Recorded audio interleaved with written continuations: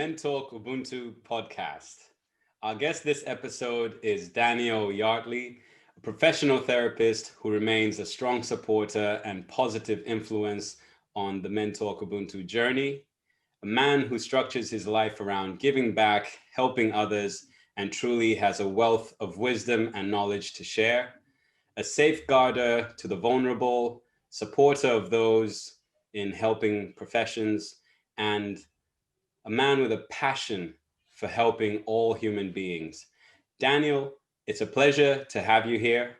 Please tell us about your story and journey. Thank you for having me. That was nice to hear.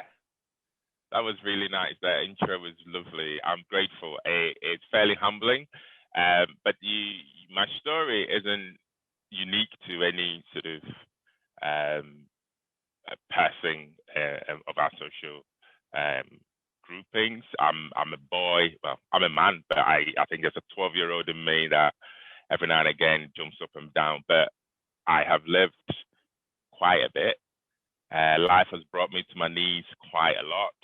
But at the same time, I've enjoyed some amazing friendships, and I've made some wonderful journeys. Some of my journeys have been unexpected. It's involved suffering from which I've found meaning, but it's always brought me to a personal philosophy of helping other people.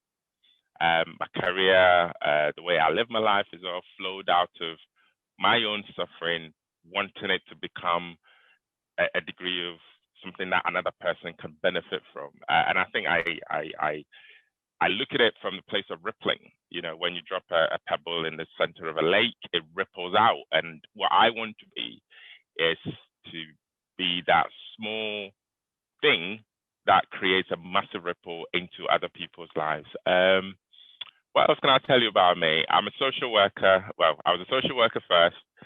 Actually, I was a marketer first. So I started life a long time ago as I did marketing management. I lived in London. It was really wonderful.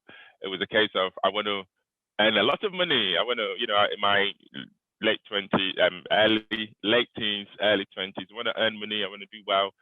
And then I got disenchanted then from that sense of I'm making money for not great people. What is there more to life than this? And I think that was interrupted with some bereavements. My father passed away. That triggered a whole sense of who am I?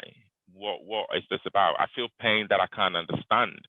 How does that make? What is it? And nothing in my life at the time could answer those questions. So then you go and I started reading a lot of Nietzsche and Allan Poe and Ayn Rand, and these are existential philosophers that almost whatever they're saying to me is contradictory to the way I was raised. I was raised in a very strict Christian family. So I had to then break out and find my own meaning. And I think it's that journey that I'm probably still on, because I'm always wanting to understand the whys of things, but then also wanting to add value to not just my life, but everybody's life. And I want to overflow into people so that whatever I am, the goodness of it and the not so good all come together to make my journey one of profitability to other people. I suppose I could go on and on, but that's probably where I'm at the minute. So, yeah. Thank you very much, Daniel. That goes really beautiful into our next topic today. Men talk about vulnerability. But first, I'm really, really intrigued we are, not just Shaimenda and myself, but also the lovely listeners who are tuned in, waiting to hear your story as well. What we're really intrigued about, first and foremost, is what's your mental health story? I'll talk about me in terms of some of those difficulties I had. I mean, my journey into psychotherapy was a journey of bereavement. So I lost my dad and I lost a significant other. And then the two losses, these were the most important people in my life. So when losing these people, then there's a confusion, bereavement. it's that something is torn inside of you. So anxiety and depression coming together, and then you almost feel this helplessness and a loss of purpose. And for me, that's important. That lack of purpose. I'm not useful to anybody. That led me into personal therapy, and then through that, I was able to gain some strength. And then in gaining the strength, is like, oh, I built muscle. It isn't the absence of the pain, it's the realization that I am more than the pain. It is that feeling that actually I can transcend this. There is something beyond this pain. What is it?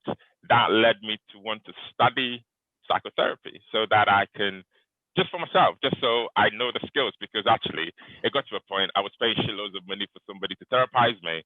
And I thought, actually, what do you do? I sit here and I rationalize these things for myself. So I might as well go and use the money I'm paying you to learn the stuff so I can, do it for myself. And that led me to studying therapy. And then I thought, actually, I have something that somebody else can benefit from. So I volunteered for the Macmillan Wellbeing Center, which is a bereavement charity. And that was my work for a while, in addition to my social work career. And then I set up my own practice, which is thriving, doing very well. And then I thought, actually, there are a lot of people I see around who are working and have this lack of enjoyment of the work they do. For me, I think your work, your vocation is your gift. The thing you do has to be the thing that gives you joy, but also add value to another person. And I'm watching people, especially social workers, working and not doing it like a chore. No, you're dealing with vulnerable people. Why would you not be an instrument of a resource to empower other people? And if you're not happy in yourself, how do you safeguard another person? So then that led me to saying, actually, I want to help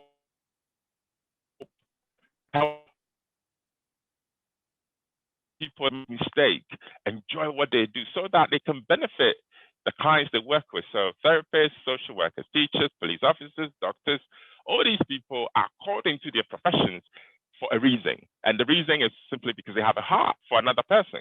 But we live in a society that's so cynical, that becomes a job. Because I need to live, I need to pay bills, and that takes over. But then we also forget that there is vicarious trauma. That the person you're dealing with as a teacher, as a social worker, especially in these times, what you're taking on is trauma in itself, and you're holding that in your body. So without any form of support to almost verbalize that and put it out there to say, I'm struggling with this, I'm struggling with that, you're going back as a wounded soldier. And post-traumatic stress is not just for soldiers, it's for anybody that is living a life that is, you're in pain, but you cannot come out of that pain. And you're recycling the pain all the time.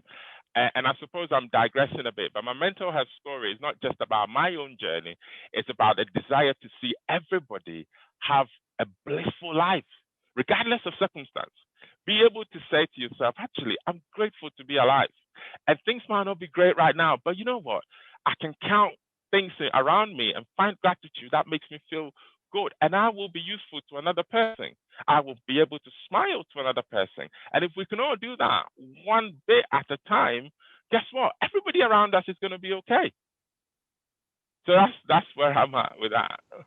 That's incredible, Daniel. I think it is all part of the same thing. You did not digress whatsoever, because I feel like when you were describing this almost existential crisis that you faced when the bereavements hit, you were doing, let's say, what most of us get caught up doing, where we're in the rat race, we're pursuing the pleasures of life, we want the money, we want the holidays, and it's only when you're faced with, for example, the loss of someone and you go through that suffering yourself. As soon as you said the suffering, I always think of the Viktor Frankl, Man's Search for Meaning. Yes, and that finding meaning in suffering. Yeah. And often that's where we really do get it. And to your point, almost like it allowed you to seek psychotherapy or to seek assistance and to talk about this, like as you're talking about the trauma people who are, say, from war zones face, it's not just them, because the way that the mind and us as people respond to stress or trauma, it doesn't matter if it's your football team losing or something more serious, right? Like everyone, it's real when it happens to you. It's like a child believing there's a monster in the closet. Yes. It's happening for them, even though we as an adult will know there's nothing there. They are going through it and experiencing it 100%. So I think what I'd like to know is, was that an easy transition to make? Because you're describing this process of hitting an absolute low, suffering, life's dealt you a consecutive 2 right hooks, right? Like big losses. And how do you go from that loss and feeling lost, hopeless, don't know what to do, what's the point, to going into to see a specialist? Like, did you have conversations with family, with close friends, or did you get recommended to go?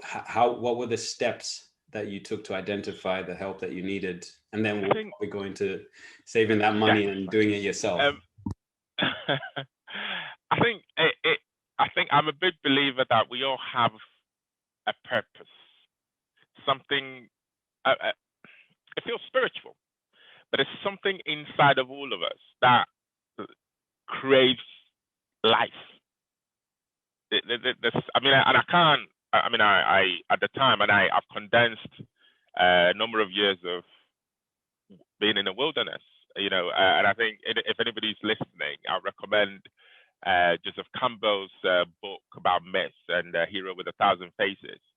That book it distills all mythology into a single narrative of every hero has to go through a journey of pain and suffering and go, walk around the wilderness and then find their salvation or whatever their life purpose is.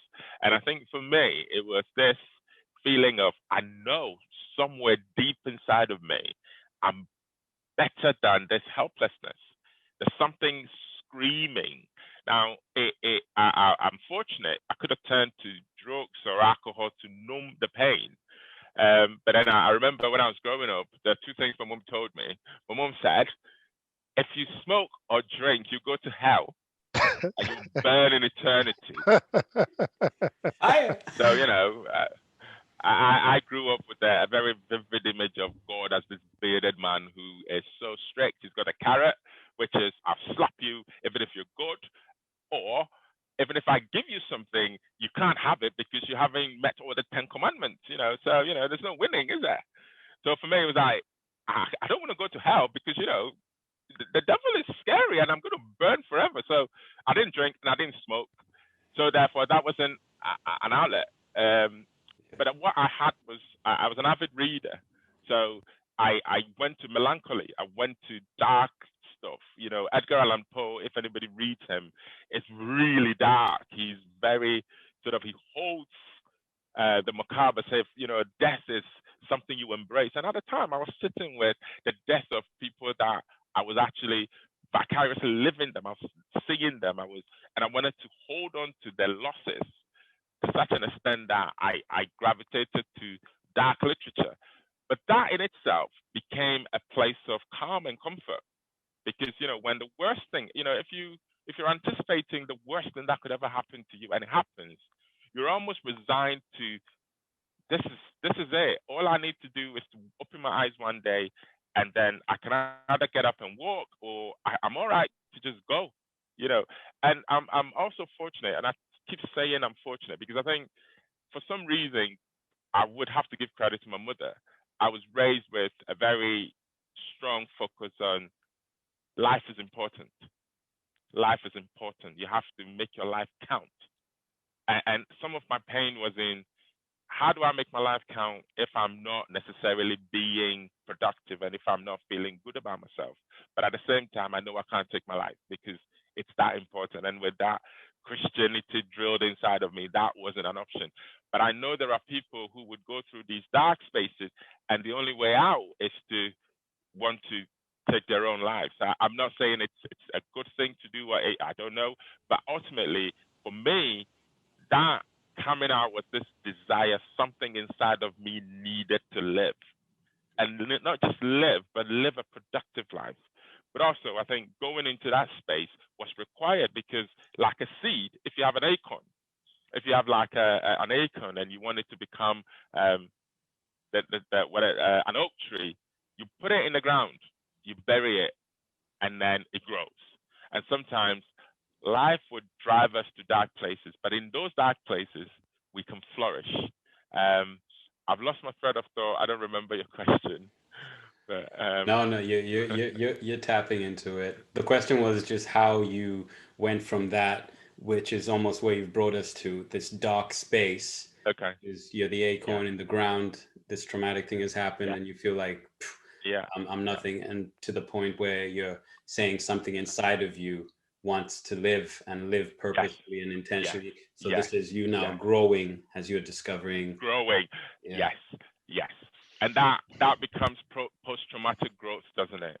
Now, as soon as that spark of I want to live ignites, that you would find things that could, like the fertilizer to make that growth meaningful. And I found therapy. I found using my experiences to help other people going through the loss. So the work I was doing at Macmillan was just sitting with people who have either been diagnosed with, cancer that's incurable and are facing their mortality, and then people that have lost loved ones.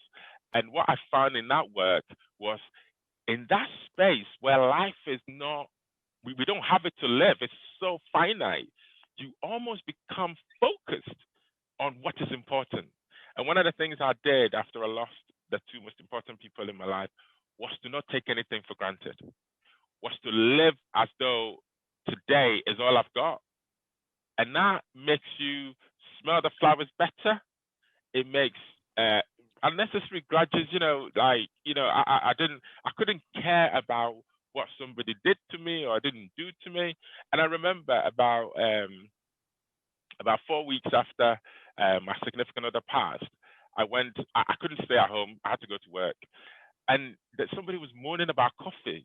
I had my coffee there. Somebody's used it. And all I did was to go out and buy drove to Costco and got a big fucking coffee jar and put it out there. Why are you moaning about coffee? It only costs about £10. Yeah. And in that sense, I think that space allows you to see life as it should be seen, i.e. precious. But not just precious because we have it, precious because it needs to have an impact and be meaningful.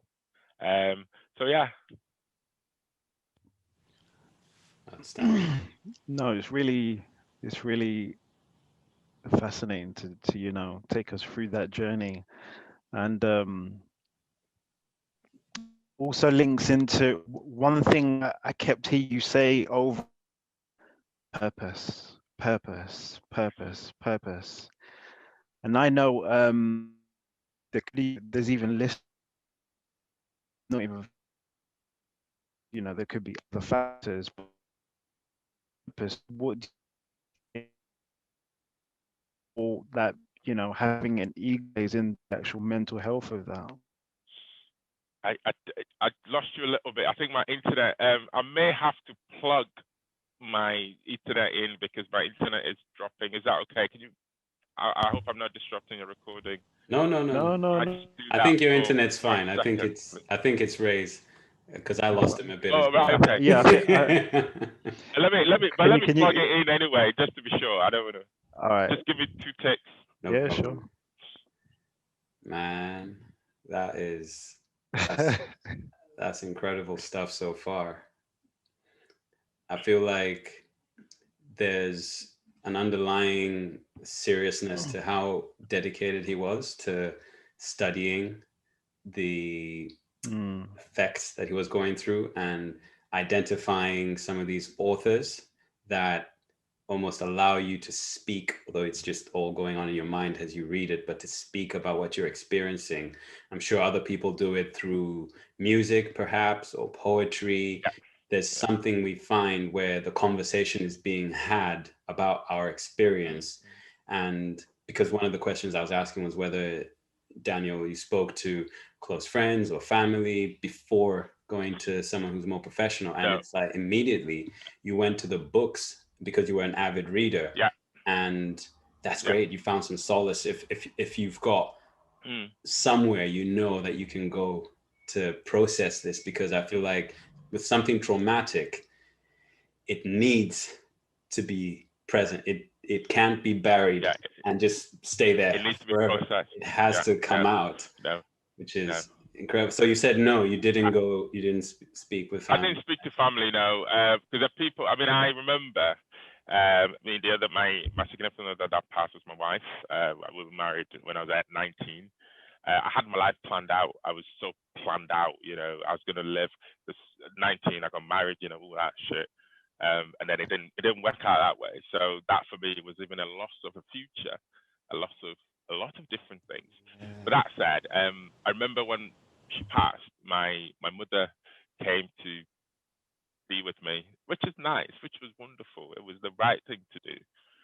But I was so angry, and she didn't know how to hold me in terms of allow me to be angry. So she kept going to, you're making me uncomfortable. So I had to then come back to looking after her and making sure that I held in whatever was happening for me so that she was okay, because I was grateful for the effort. But at the same time, I think I've been raised to care about people.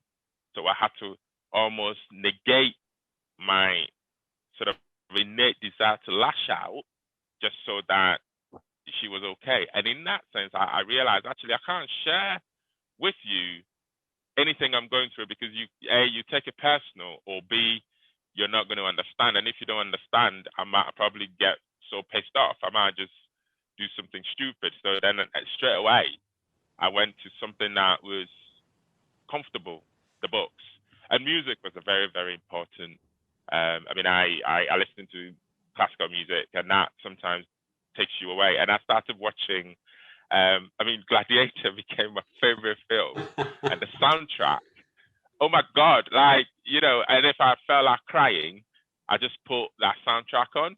Hans Zimmerman is a hero, and just cried, you know, because it has that, I don't know what it does, but, and then I watched a lot of films that allowed me to feel sad, you know, but all of this felt like, looking back on it, it felt very planned out and very methodical, but it wasn't. It was just random shit. Just random shit with a degree of desperation lined up with it to bring me here. And even here and now in this process, I'm constantly finding different ways of managing the hurt, because I think we're all blessed with purpose. I mean, I say purpose, and I think Ray was alluding to me saying purpose a lot. I say purpose because without purpose, you can't channel your passion. See, the passion, everybody has passions, but without purpose, gives passion definition. It allows you to push yourself into something that is tangible and measurable, and that you can actually see your progress and relevance, because every human being, regardless of whether you're doing something great or not, you want relevance. You want to be seen as validated. You want somebody to validate you. Unfortunately, a lot of us seek our validation from outside of ourselves. But having purpose and channeling your passion through that will be a way of actually seeing yourself grow, having a way of looking back and thinking, oh, God, I did well. And sometimes we don't do that enough. And sometimes the places we go to actually seek validation can be very harmful places, because the person telling you wanting the person to tell you you're great is the same person telling you you're shit or shitting on your dreams, you know. So no, I agree that so again, apologies, that interlinks to, you know, what you were saying and what thinking as well, and I think he just said that if you can't figure out your purpose, your will lead you right into that you think it kind of links with, you know, such things as how even as black men kind of, you know, conform to kind of suppress emotions, and sometimes we don't even know how to overcome that to get to our purpose. I mean, in your eyes, what was, obviously, you know, you honed in on the fact that you had those friends in the book, friends in music. I mean, people who tried those things, what would you suggest to them as well? I think it's about being honest about your needs. Okay, we all don't have the same needs, and we all don't have the same we're not blessed with the same environment. I mean, for all of my I can't criticize my upbringing. You know, it was very deterministic. It was very Christian. It was very, you're going to do that, you're going to do that. But it was also resourceful. It allowed me to study. It gave me opportunities to, I mean, I have a rich upbringing of living in Africa and living in the United Kingdom, and I could go back and forth and have a very rich tapestry of culture and as well as identity. So my identity in itself allowed me, it's part of my protective factor. It's a strength to be able to, I don't speak French or Spanish, which I would like to, but I can't bring myself to learn it. It's okay. It's an embarrassment, but I pretend to speak French only because, sorry, I'm digressing. Forget about that. I speak you're not. What I'm trying to say is, not everybody will have the set of conditions I had to transition through my pain. And for most people, the upbringing and the environment is depleting in itself. So a little bit of trauma can be a big issue. And it doesn't even have to be massive losses like the ones I'm describing. It can just be a feeling of unworthiness. I am not worthy of care. I am not worthy of love. And if I don't feel I'm worthy of care, but that is what my innate desire is, I'm going to want to be in a relationship, but I'm going to sabotage the relationship at the same time. So not just romantic relationship, but any form of relationship, because the only place we seek a sense of connection and belonging is with another person. But if I hate myself or don't like myself enough, how do I bring another person in? And if I'm not able to bring somebody in, then I'm going to want their attention, but want it in very dysfunctional, toxic ways, which can sometimes be the place where a lot of the harm keeps happening, a lot of the pain keeps recycling. And for a lot of Black young men, that is where the problem is, which then, and a lot of the mental health issues is symptoms of it's almost like I have an open wound that I keep stabbing into. So I'm going to feel pain from the stabs, but I cannot stop the pain because this is a raw wound that I keep walking around with. Nobody's ever held me. The person that held me, I have a very distinct hatred for because I've come to need them. So I hate my mother, not because she doesn't care about me. I hate my mother because she reminds me of how I'm not worthy because sometimes what my mother is saying to me is go and find a job. Meanwhile, I haven't got the confidence to go and find the job. So I can't stay in the house. So I go to my girlfriend's. But my girlfriend becomes my surrogate mother because I haven't learned. And I think what we haven't been giving as Black men in the West is a rite of passage, a process initiating. So we're growing up as children, being cared for. We get to 18 and we're told we're men, but we haven't had that distinct conscious transition into manhood. So we're not responsible, we're not accountable, and we don't even trust ourselves to take care of our own self, let alone the responsibilities that society thrusts on us.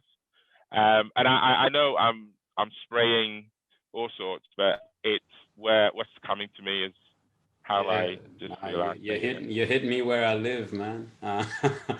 I mean, firstly, which part of Africa is sort of dual home? Oh, I'm from Ghana. Ghana, nice. Yeah, I know. You, I'm gonna. This is like a stab in the dark. You like? I think you're Southern African, if Ish, yeah. Zimbabwe, Zambia. Oh, There you go. Well done. I've Well been done. Well rumbled. done. Zambia. Really? Yes. Ah, Wow, that's yeah. it's very rare. Because Someone. I heard it. I mean, not in your accent, but there's a way you said something that triggered. In a very, very old life, a long time ago, I had a Zambian friend. So something you said just triggered something in my head. Well, Yeah. Well spotted. Apologies. No, I didn't mean to do that. Not at all. No. Since we're on that subject, what country do you think I'm from? I'm from Ghana, actually. Etisang? Oh, Boko, me who here? What's you from Ghana? No, I'm not from Ghana. I just know. How do you know that? I just know how to say hello in Ghana. I think that's the only thing in cool. Twi. Oh yeah, cool. Yeah. Yeah. I speak Twi. I speak Ga. I speak Ghana Dangbe. I speak a couple of the local languages. Wow. Yeah, I'm a proud Ghanaian. I like being Ghanaian. That's it, man. That's it. And what country do you think I'm from? Well. Say again. What country do you think I'm from? Ooh. See, now I can't hit that. I can't hit this twice in a row. I'm gonna try. Essex. I know Essex. See, now you put me on the spot. You're not. You're not Nigerian. No. No. Sierra Leone. No. Where you from? Zambia. Oh no! I should have known. That was easy. I should have known. No. In your defense, everybody always assumes Nigeria first. Yeah, because I thought you were Nigerian. Yeah. I don't know why I thought you were Nigerian, because yeah. But I think I don't know if you guys know that. I mean, I have experienced I'm a second generational migrant, and what I've experienced is my mother, God bless her, if she won't speak English if she doesn't have to, but she speaks very good English. But she won't speak English, and I have to almost always do things for her, and I don't know why. And when I've asked the question, it's simply because she wants to know that I am useful to her.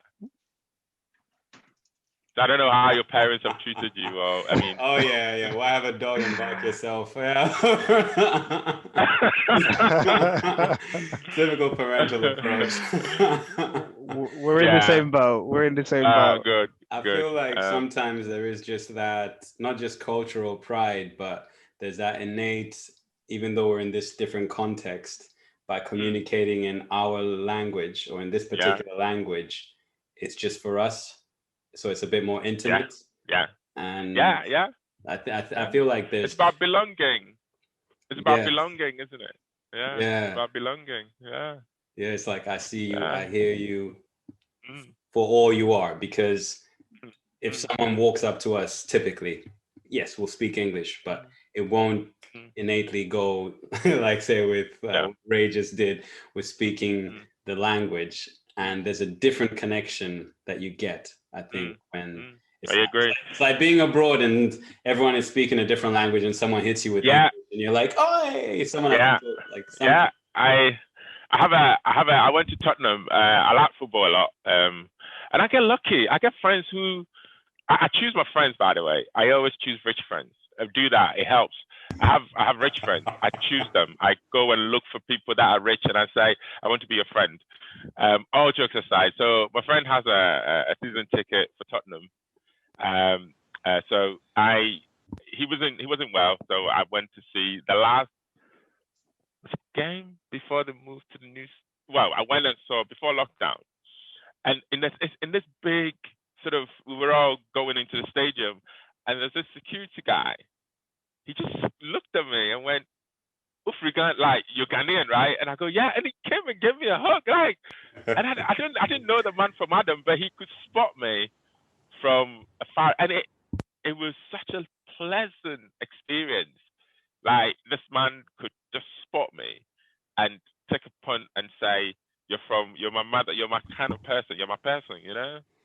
I think that's that thing where it's like, yes, like when we call someone bro or my brother, Yeah, and yeah, sometimes it's just slang, but I feel like, especially when you come from Africa specifically, it goes a yeah, bit deeper, and there is that brotherhood yeah, feeling yeah, wherever you are. yeah, You could yeah, genuinely, yeah, it's strange here because here it's like almost even visiting people's houses can sometimes it feels like there's a yeah, barrier, whereas when you're there you could literally walk into town, meet someone for the very first time yeah. ever, And go go to their to home. theirs, Yeah, have lunch, meet the yeah, family, chat, they'll yeah, treat you like they've known you yeah, forever. I see you yeah, tomorrow. It's like off for yeah, no yeah, particular reason other than maybe you were just next to yeah, each other in the shop.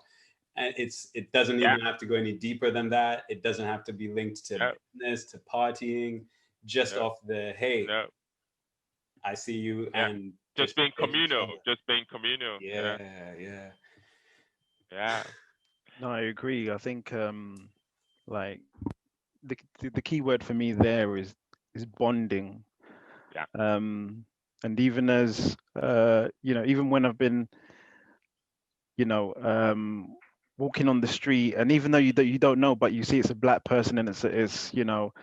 you've got this kind of sign where you're like, you nod or you You know, give each yeah, other recognition, and yeah, yeah, it's always been that thing of like, even when I've been with other colleagues that are, mm. for instance, Caucasian, they've been like, Yeah, how come you you black know, people, you don't know each other, but you yet yeah, still have this kind of dialogue yeah, where we can, even though we're strangers on the street, we're saying hello to each other without even yeah, speaking and connecting.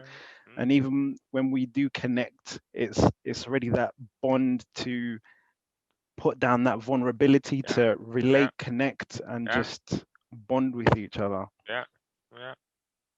I agree. If I agree. I can sort of piggyback Ray's comment and just ask you Okay. then, let's say has a therapist then, or given your professional experience and how we're discussing how there's this communal thing, especially when we're, say, in Africa, Mm. how do you feel then like mental health and other issues like that are treated within our communities Our here, community. over here specifically? Well, I mean, it could be Okay. there as well, but how No, do you feel I about mean, that? I think there is I think we're resilient people. We're resilient, incredibly resilient. But I think that's also an Achilles heel. So our resilience can sometimes be the barrier to enjoyable, like good mental health. You know, what do I mean by that? Because we sometimes are in denial of, we don't seek help. And why don't we seek help? I think sometimes we go to church or simply denounce that. It makes me vulnerable or it makes me weak to say that I've got depression. I had an uncle, I mean, a personal experience when I started having therapy. I don't know, my mom told somebody. So somebody wanted to ring me, and my mom was at mine at the time and said, "Oh, Oh I'm yeah. going to see a therapist." And my uncle rang me to say, "Am I okay?" He was worried about me, to say, "Are you okay?" And I go, "Yeah, I'm all right." And he goes, "But your mum is saying you're seeing a shrink. Is that you're seeing a shrink? Is that something we need to worry about? Are you taking tablets? And it went to the very deep end of, there's something wrong with you, simply because. And I had to politely say, I'm taking a very, very proactive approach to healing.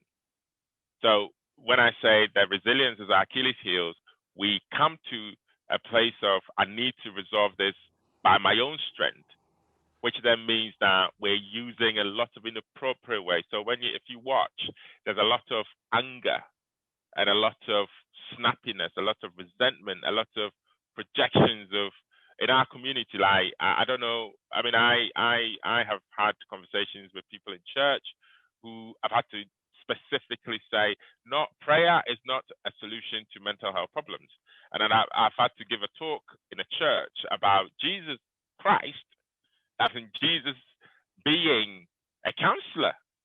He never always prayed. He spoke in parables to almost reconnect the way people thought about things. That for me is counseling. Counseling and psychotherapy is rephrasing the issue into something that you can resolve.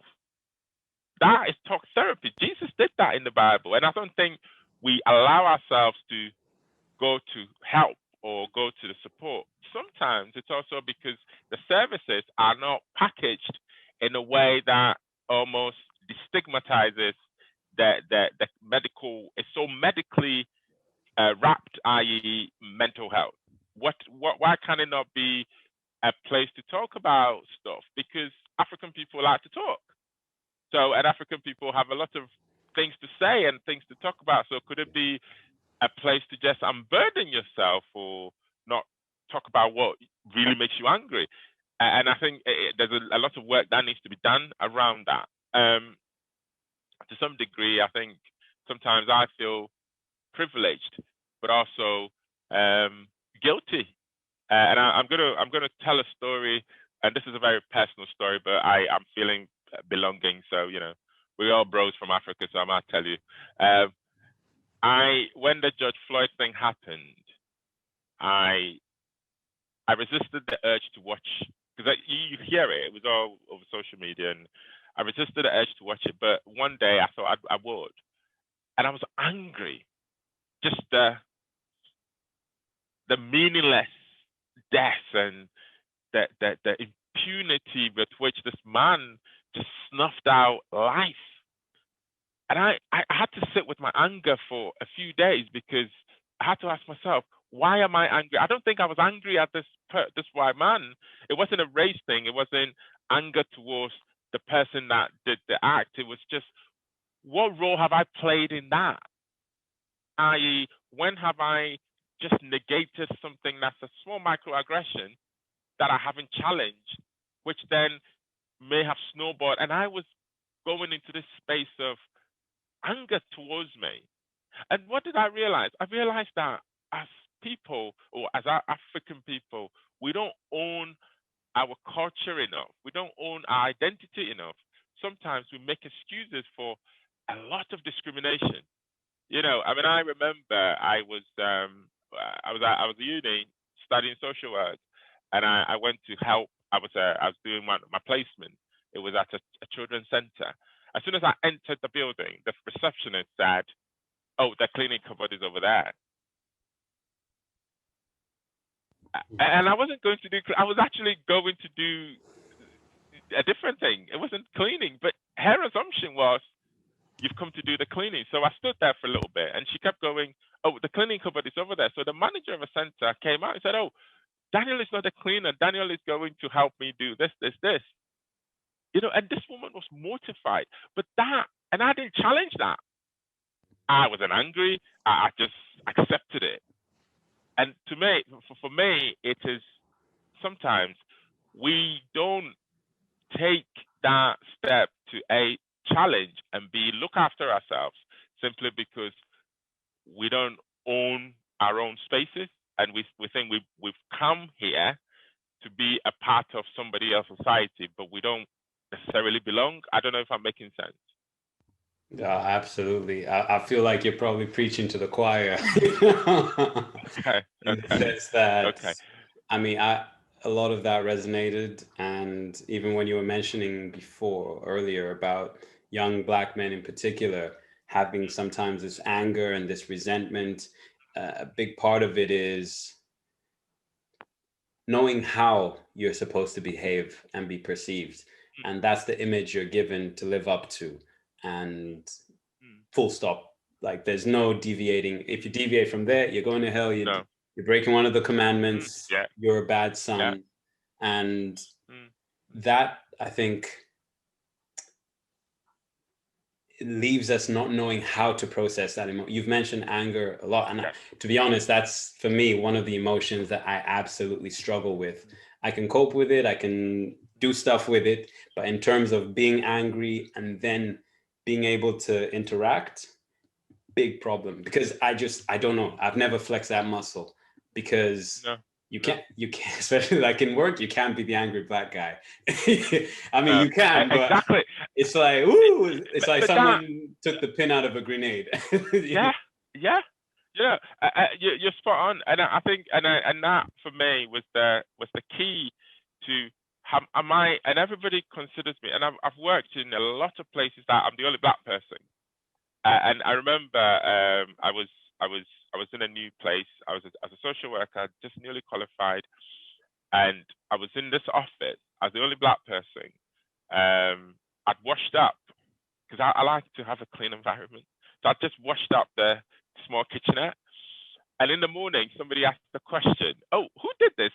This place hasn't been as clean as And then somebody piped up. I think it was Daniel. It was too dark. I couldn't see him. Oh, I was there, and I never challenged that. I laughed at it. I validated that behavior. I'm tempted. I'm tempted to push and ask, because, all right, I'll put it this way, Please right? do. So for me, in the work environment, I'm cool now. I'm much better because I have some strategy. Well, while I'm in work, don't test me in real life, people. But while I'm in work now, I've got good strategies. I know how to talk myself down. I know how to engage in that professional capacity, because let's say that's an easy way for me to do. Because and sometimes in the earlier days, if I hear something like that, or if I take something and it hits me, the initial response mentally is I'm ready to snap.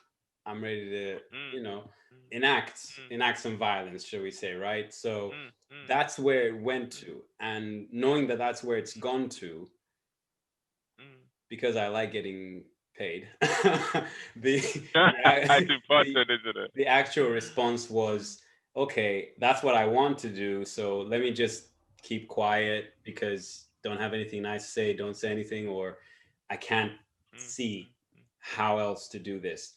And I think that's sometimes why we let things slide, but I'm not certain. I don't know if you've had maybe conversations with people about that, because I, for one, in that moment, I'm not trying to understand why they would say that or why they would feel that that's okay.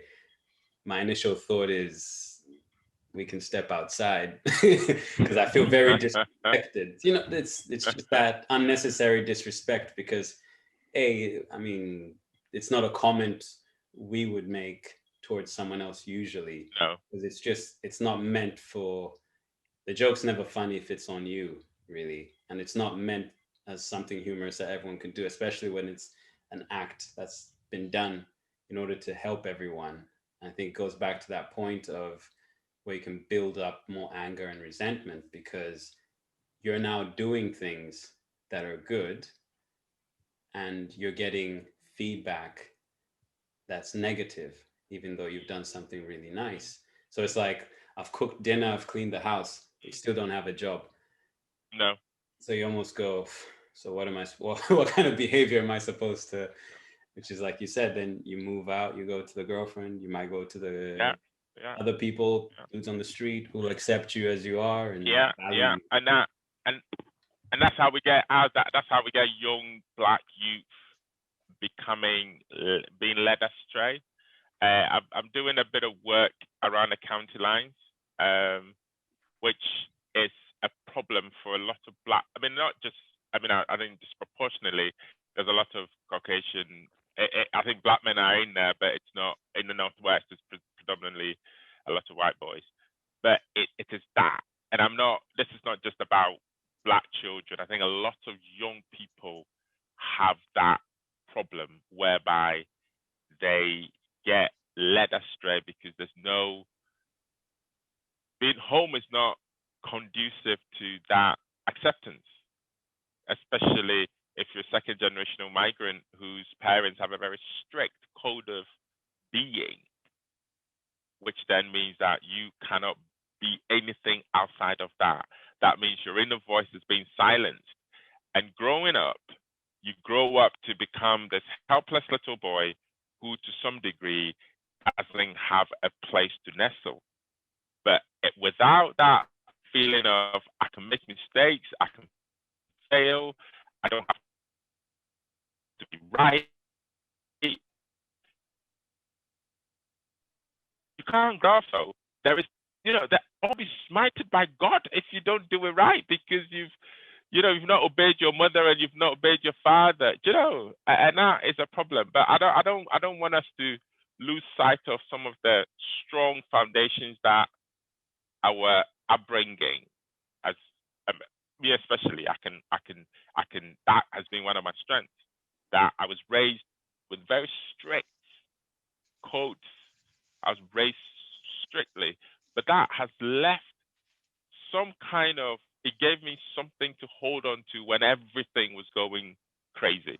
I had that inner drive to work hard to take myself out of that quagmire. And therefore, I think to bring balance to the conversation, some of our upbringing, some of the way we've been raised can be useful. But we need to be offered that opportunity to pick and choose what works for us and what doesn't. I had the privilege to do that. At 18, I had to tell my mother, do you know what, you're wonderful, but you're not that great. Fuck off. How did she take that? We didn't speak for a few years, but we're good now. We're wonderful. Now we're wonderful. Yeah. But I did have my dad. You see, I did have my dad. Yeah. I had my dad, and who sort of he wasn't there at the beginning. My mum and my dad had a very difficult relationship. That's a whole lot of, that's something else. But then when I got older, I could see where my father struggled with my mother, because as a growing man, I could see how my mother wanted to suppress me. So yeah. No, we can go into that. That can become something else that we could talk about. So. Definitely. No, it's interesting how you obviously mention identity. One thing that really struck a chord with me is the relationship identity has with what happened last year.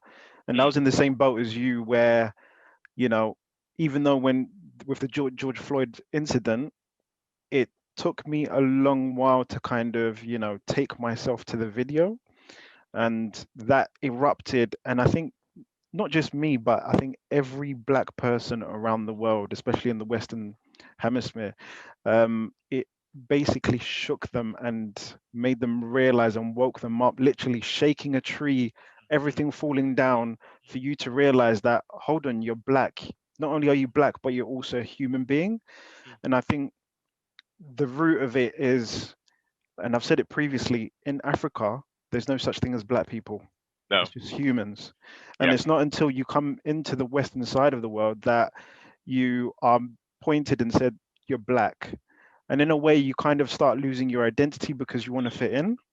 Yeah. And then as you do that, it's like you also spoon feed that, in a sense, to the children and say, you've got to keep quiet and just, get on with it, with it. Yeah. And so it's that thing of like, and personally, I'm so guilty of it. And last year really woke me up to the point where I had to dig deep in my own roots and in terms of Black heritage, and actually find out what it meant to be Black. And I think ever since that, I mean, it's so unfortunate that, we had to lose another Black life for us to come to that realization. But, even though it's a bad situation, the good thing is that, I think the world has obviously started to realize that this is something that's deep. It's a deep stigma that kind of suppresses Black people to scrub out the identity, as if to say they're not there. I don't know if that makes sense to any of you. It makes wonderful sense. And I think when you were talking about, you had to learn about what it meant to be Black, what came to mind to ask you was, what sort of resources did you go to? Because I think sometimes there are different sources of information out there. Some of them in my opinion, too militant. Some of them are not necessarily helpful when I'm triggered to be able to find objectivity. I kind of, I mean, I haven't lost friends, but I've had a few arguments with friends where the expectation is that you take the militant approach. And what I keep saying is the situation was happening 400 years ago. It's a systemic issue. And to overcome that, I want to be that person that gives somebody pause. Not that I'm going to not challenge, but I'm going to come to the issue like another human being. Because if I scream and shout and crave this sort of, and I'm handed positive discrimination, or I'm giving something because I screamed, I was shouting and I was banging doors and I was giving it. It wasn't given out of respect. It was given because I said I was entitled. And I'll give you an example in my own life. My first attempt to study social work was in London. I did an interview at Goldsmith University, one of the wonderful university. I wanted to go there. I did the interview, and after I'd done the interview, the lady that interviewed me said 3 people interviewed me, and they started talking just before I finished. And then they said, oh, I turned to go, and they said, oh, you're definitely going to get a place. And I go, oh, wonderful. And in my head, it's like, God, it's quite a very strong field, and I'm getting a place. So yay. And I go, how do you know? You've not interviewed everybody. And you go, you're one of the best Black candidates we've interviewed, and that would meet our diversity quota. So you will get a place. And straight away, I told them, no, I don't want it. I want to be given a place because I've earned it and I've deserved it and I've beat everybody. Do you know what I mean? And a lot of my friends would say, are you stupid? That's what you're entitled. No, I'm not entitled to that. Because ultimately, what that means is I walk into the university with a sense of I got handed a place simply because of my color. That means my color defines me, but I am a bit more than that. You know, and I think sometimes when I come to this scenario, and which is why I'm interested in the sources of information, is that I want to be able to trigger change, but trigger change from a place of respect, a place where another person looking at me, regardless of race, would have a view of me as a Black man that they can transcend to another Black man and say, because I met Daniel, because I had interactions with Daniel, I can respect Blackness. His minority or his race is something I can look to and respect and afford another person that same respect because he gave me something to think about, you know. And I think sometimes that, I mean, in the context of how we push and Black Lives Matter and all of that, that can become a very small voice and a bit of a difference, which I'm okay with because it's not something I'm crusading for. But I think we should look at it from a place of reconciliation and almost recalibrating the issue rather than just pushing for change, if that makes sense. I'm not saying there shouldn't be change, but yeah. Yeah, 100%. I think ultimately, just like we've mentioned and Ray mentioned, this idea, the notion of being Black is more emphasized here, whereas overall we tend to just see it as a human thing. So although we're saying Black, it's because of the context that we're in. These are the things we're discussing are very much human issues. You know, this is the human condition. The issue arises where when we've got things like the Black Lives Matter movement coming about, it's because someone else is categorizing or going off, like you said, the situation 400 odd years back and all sorts, that blip in history where they're using that or going back to that old school thinking of some individuals are less and some individuals are more, you know, Animal Farm stuff, 4 legs good, 2 legs bad, like, and that's the issue whereas ultimately, if you know someone, if whatever their race, their orientation, whatever they're into, if you genuinely know a person, there's no stereotypical or standard Black, like we're 3 Black men, we're all very different. You know, whether in terms of our loudness, in terms of our personality, everyone is unique. We are all different. There are some things we share in common, but that's not across the board. No. And when some people don't understand that, they don't take the time to get to know anyone, that's where there are problems. Because for those who would believe they have the right to take a life away because someone has a different pigment in their skin, the men, epidermis is different. Like that, to me, is That's if you were to ask them what they know about someone from a different background, overall, I would assume that they would not know many people from different backgrounds, because nothing will change your mind more than getting to know someone. If you don't know somebody else, if you don't know them, if they're people you have an assumption about, whether it's about their religion, where they're from, if you make a friend, like you were saying, maybe if they're rich as well, that helps. If you make a friend, yeah, they have to be rich. But if you make a friend and you genuinely try to get to know someone or anything about them, it is hard to hate or to think of anyone as less than. Yeah. And even in teaching, because I see some of these same issues where even, say, people who are Caucasian, they don't know how to deal with anger. If you're reading a paper and it's telling them that, for example, whether it's true or not, right? Like that white people are all over studies. They're the only ones we look at. They're the only ones we investigate. This person in the classroom doesn't know about that. They're not responsible for that. No.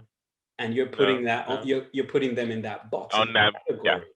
Yeah. They don't know how to feel about that. Like that's where now they don't know how to react. That's that joke made at their expense. So it's a very human thing that we're describing, but because of the position that we're in places particularly where anyone is a minority, you're going to experience these things. And so it is, I think it's extremely valuable to know how we can better navigate these situations. And in terms of resources, like you were saying, it's incredible. I mean, so I lost a very dear friend last year, and his parents were originally from Wales. So he was in his 50s, and he always spoke about the fact that when his parents came over to Manchester from Wales, they were treated as very different. Obviously, Wales is a different country, but Irish and the situation for them was not great. And he said, growing up, second generation type thing, like you were saying, the way he saw his parents interacting, speaking, and being spoken to, that affects him. And that for him made him more empathetic to other people. Someone else might get angry and decide something else, but for him, that's the way that it worked. And I mean, he brilliant friend. Anyway, but one of the resources that I started to engage with, because I mentioned him because one of the conversations we had when it happened, he brought it up, not me, because similar probably to yourselves, I was trying to distance myself from it. I didn't know. I didn't want to just walk around angry. Like I need to do stuff. Like I need to take action. I'm not one to like go on Twitter or whatever social media and just comment. Like that's not me. I need to do something. And something to change the situation. And I don't want to be angry and trying to go out because you might do the wrong thing. So I was trying to just distance myself. So when I was speaking with him, that was one of the things. He was like, well, what's the way forward? I said, to be honest, I don't know how to process it because I got angry and I couldn't see past what I need to do. Beyond that, one of the resources I engaged with was talking about, like you mentioned, the systematic issue and how if it's a systematic issue, yes, being on the outside and protesting and saying these things makes a difference. But the ultimate only way to change a system is deconstructing and being in the system, no matter how much you hate it. Either tear it down or get into it. But if you don't do one of those two things, even if it's changed, if you're still outside of the system, you're still not going to have issues. So I said to him, I forget the resource I engaged with at that time. It's a long-term view. It's easy to get angry now. It's not so easy to decide I'm going to study law or I'm going to study therapy and I'm going to help treat people things this way, because that takes years of dedicated study. I'm sure you can tell us about how many how much study goes into what you're I'm doing? still studying because I think for me it's when I've and it's even in the issue of Black culture and Blackness is not homogeneous. It's not. It's American Black history and their situation is very different from the UK because the UK don't just have it's a very scattered, diverse Black population. The Jamaicans hate the Africans hate the old Africans, the Ghanaians and the Nigerians hate the Francophone Africans that's just come.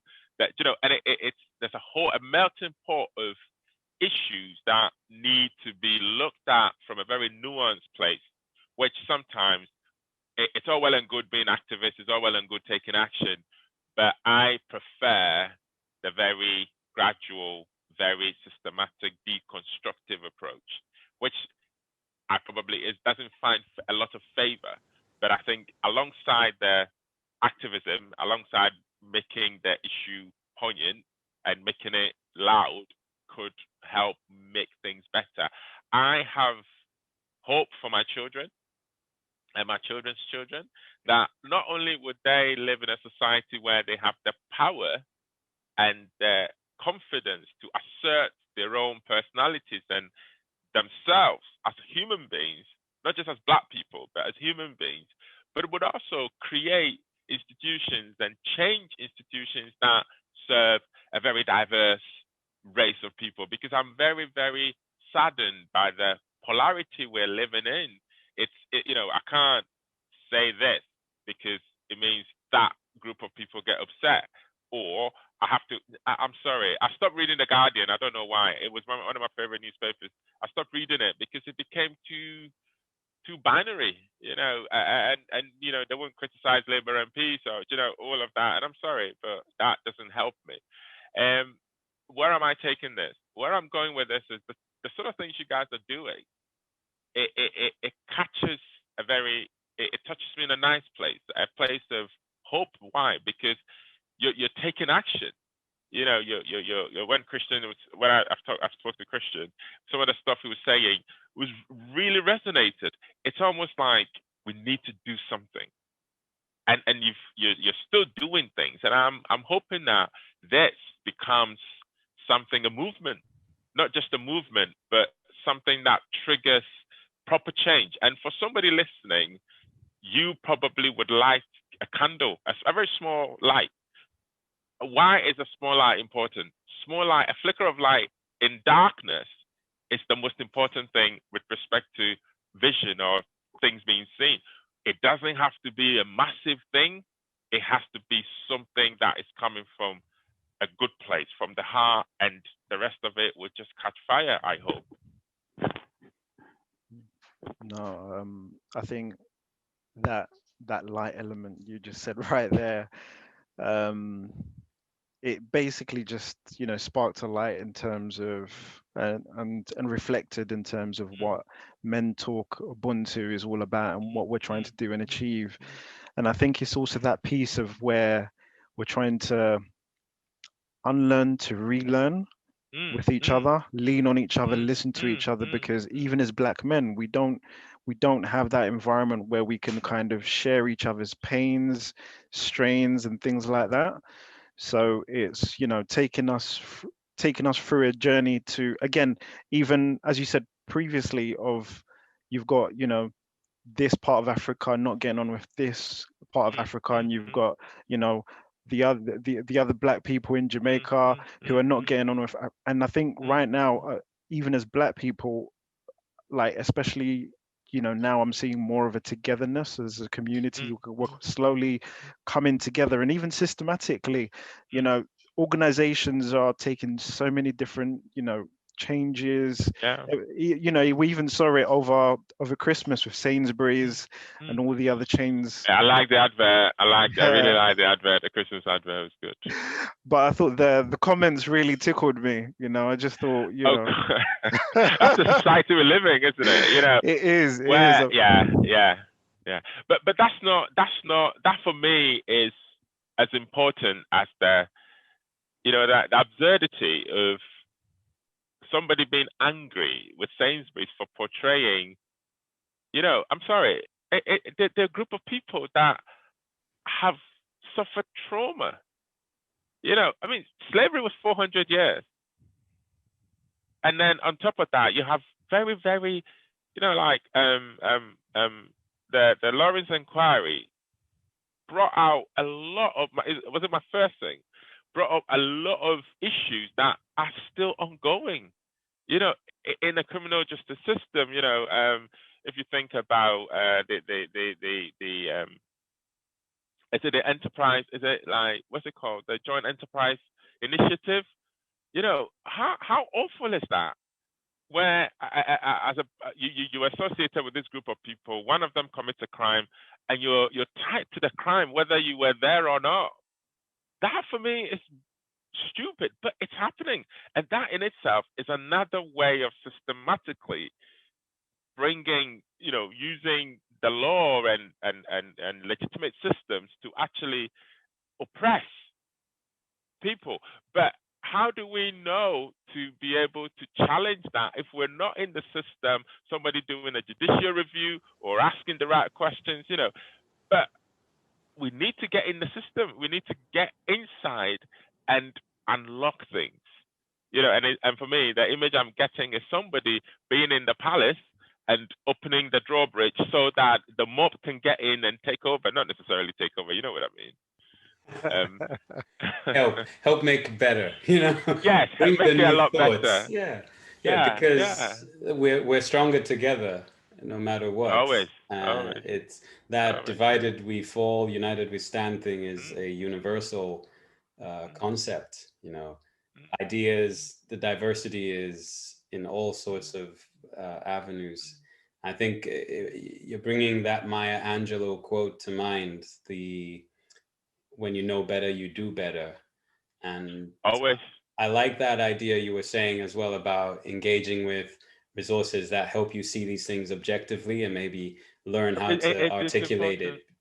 For me, Akala is one of the best people at articulating the situation and understanding how to deconstruct when someone is making a baseless statement. And his book Natives was just fascinating, and he signposts to a lot of resources, or listening to some of his talks and just hearing him speak about this from a research perspective. I think one of the books I listened to and I didn't read after his Natives one is, I think it's How Europe Underdeveloped Africa. And there is a lot there. It's informative. Especially in Francophone Africa. Francophone Africa was deliberately stifled so that there is dependence. And I digress to say, when I was doing my social work degree, for the first time in my life, I walked out of a class. Hope you enjoyed listening as much as we enjoyed creating. Don't forget to follow, like, share, and connect with us on Instagram, Facebook, and LinkedIn. Subscribe to our latest episode and listen to any you missed. And tune in next episode. Take care.